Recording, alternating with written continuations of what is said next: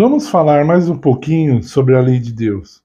Afinal, o assunto, como eu disse antes, é muito vasto, né?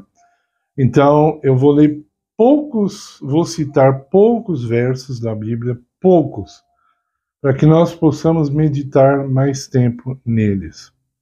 O primeiro que eu vou citar é Salmo 19 e o verso 7. Ali nós lemos: a lei do Senhor é perfeita e refrigera a alma. Algumas versões dizem: a lei do Senhor é perfeita e converte a alma. Eu vou ficar só nessa frase, na primeira frase. A lei do Senhor é perfeita. Você já parou para meditar nessa frase? O que ela significa? Uma lei dada por Deus, é lógico que ela tinha que ser perfeita. E se ela é perfeita, ela não precisa ser mudada. Se ela é perfeita, ela não pode ser ignorada. Se ela pertence a Deus, ela não pode ser ignorada. Não pode ser desrespeitada. Nós temos no mundo duas classes de pessoas: os obedientes e os desobedientes. Adivinha, quem transgride a lei de Deus está em que lado? Muitos não param para pensar nessas coisas. Então, quando é explicado para muita gente sobre a lei de Deus, enquanto você está explicando, a cabeça da pessoa está pensando em outra coisa, está pensando no que vai te responder, já veio. Por isso que eu não gosto de debate, porque a pessoa já vem decidida a não aceitar o que você vai falar. Pode ser o argumento mais claro. Eu já vi o programa Vejam Só algumas vezes, e até hoje eu só vi uma pessoa que veio com uma ideia e sentiu realmente que estava errado. Só uma. Todas as outras não aceitaram. E olha, vou falar uma coisa muito séria. Quando a pessoa zomba da própria palavra de Deus, e eu vejo muitos religiosos, pessoas que frequentam a igreja, fazendo isso, então muito cuidado. Uma vez, discutindo sobre esse assunto com pessoas da Assembleia de Deus, um grupo de jovens, eles falaram que não aceitavam Isaías, eu citei Isaías, e eles falaram assim: ah, mas Cristo é maior que Isaías. Então eles estavam querendo dizer que Isaías falava uma coisa e Cristo falava outra. Você está entendendo? Isso não tem sentido. Não tem sentido. Não existe contradição na palavra de Deus. Existe má interpretação, isso sim. Mas contradição não. Quando a pessoa é humilde e ela para estudar, ela estuda, ela ora, ela busca. Se ela não entendeu, ela continua ali juntando os assuntos e procurando esclarecimento. Então, aí realmente ela é sincera e está em busca daquilo que Deus tem a oferecer. Eu já encontrei muita gente que diz assim: não, eu não acredito nisso que você está falando. Vai, então você tem a obrigação de me salvar, de me falar então qual é a verdade, qual é. Aí a pessoa não consegue. Ela não conhece a Bíblia. Ela acredita no que o pregador da igreja dela fala, mas ela mesma não tem conhecimento, não consegue apresentar 3 versos para dizer por que eu estou errado. Não consegue. Então, muitos tratam da lei de Deus como sendo uma maldição. Eu acabei de ler que ela é perfeita, mas eles falam que ela é maldita. Eles conseguem falar isso. A lei, já está dizendo, ó, de Deus. De Deus, é de Deus. Não é do diabo. A lei é de Deus. Se ela parou de ser de Deus, então agora ela é do diabo. É isso que você acredita? Você acredita que quem obedece à lei de Deus deixa o diabo feliz?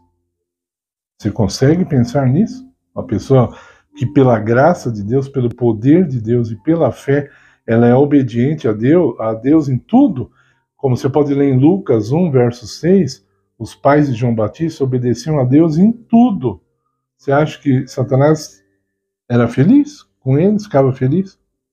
Depois, o outro texto que eu quero citar é Cristo, em Mateus capítulo 5, 17 em diante, ele diz assim: eu não vim abolir a lei. E aí ele fala assim: portanto, qualquer que ensinar os homens a transgredir essa lei, ele vai se perder. Está escrito lá, bem claro. Cristo, o autor da lei, como ele ia vir aqui para destruir a lei? E isso é que é o maravilhoso na palavra de Deus. Quando nós temos dúvidas sobre um assunto, nós devemos olhar para Jesus, porque ele é o centro da Bíblia, ele é a maior revelação de Deus na palavra. Então, Jesus obedeceu aos mandamentos ou ele transgrediu os mandamentos de Deus? Foi ele, repito, foi ele mesmo que deu esses mandamentos e deu nas mãos de Moisés para mostrar para o povo. O próprio Cristo estava ali. Agora ele fala: bom, eu dei para vocês cumprirem, eu mesmo não consigo. Eu vou transgredir porque eu não consigo. Faz sentido? Não, né? Não faz sentido. Outro texto, esse é muito especial para o nosso esclarecimento de hoje, encontra-se em Hebreus, o capítulo 10, e eu vou botar o verso depois, não lembro de memória agora, deve ser verso 30, se me falha a memória. Enfim, lá está escrito assim, Deus falando: eu escreverei as minhas leis no seu coração e na sua mente.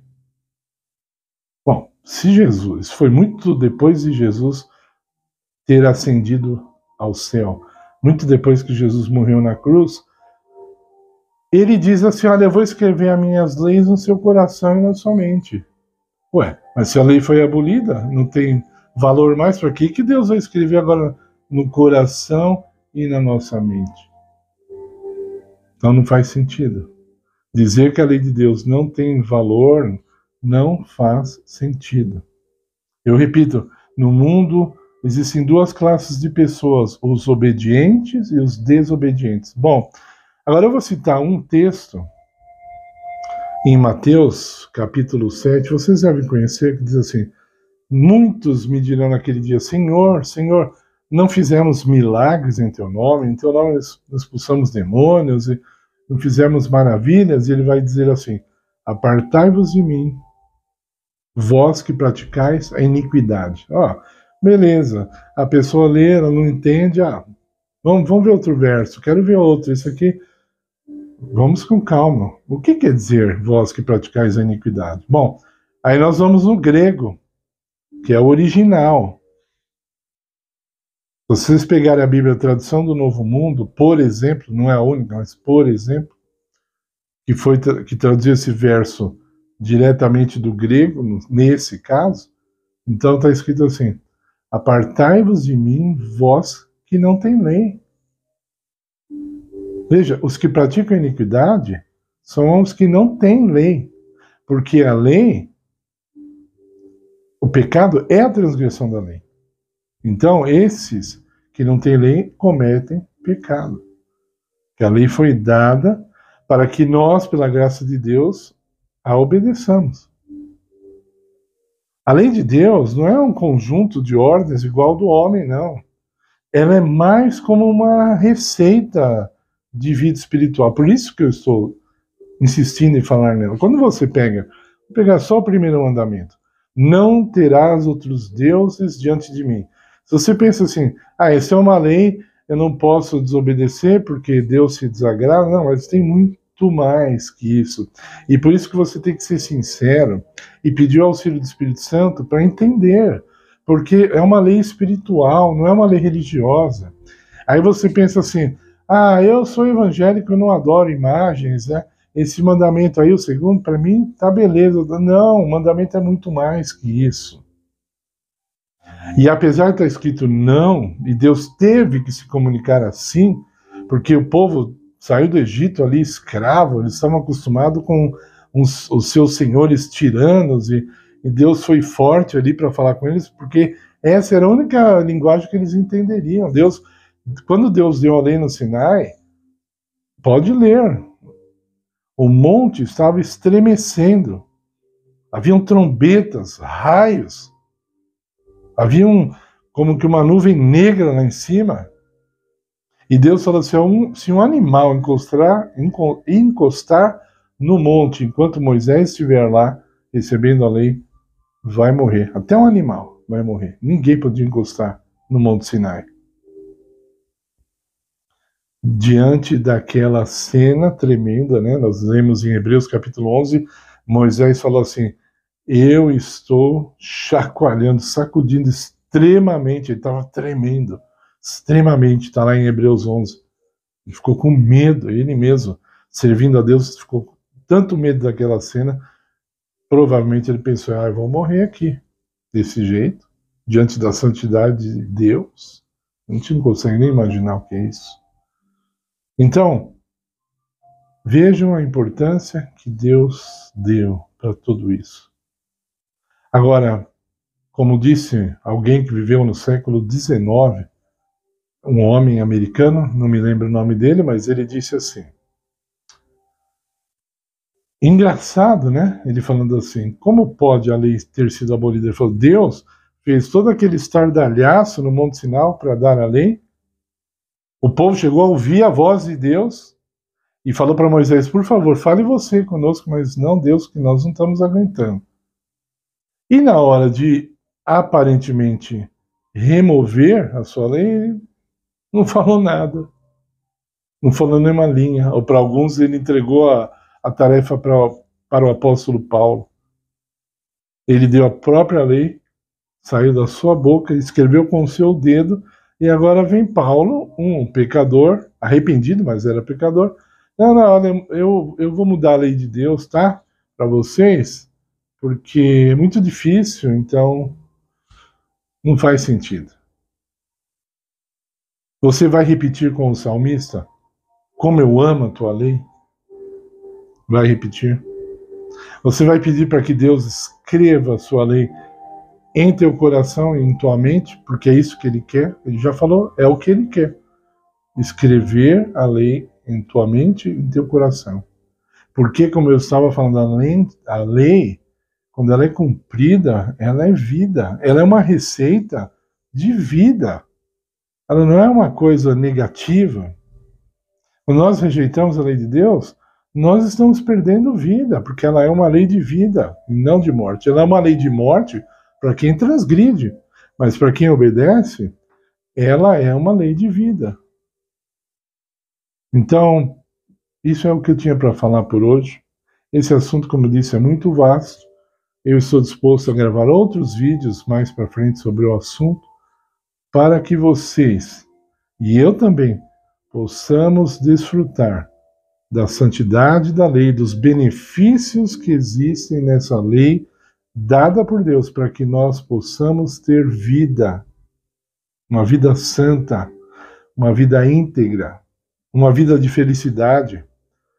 Tiago diz que essa lei é a lei da liberdade, né? Então, essa é a lei da liberdade para quem serve. Para quem não serve, essa é a lei que vai ser usada no juízo. Os que transgridem, ensinam os outros a transgredirem, não entrarão no reino de Deus. Jesus disse em Mateus 5. Então, eu quero agora pedir que você deixe o seu like nesse vídeo, se inscreva no canal se você ainda não é inscrito. Se tiver alguma pergunta, não para entrar em debate, mas uma pergunta sincera, fique à vontade para fazer. E algum comentário que vocês achem que seja relevante, pode fazer, fique à vontade. Ok? Eu peço, mais uma vez, que vocês colaborem com o canal, orem por nós, precisamos muito da oração de vocês, e que vocês fiquem na paz do Senhor Jesus Cristo. Amém.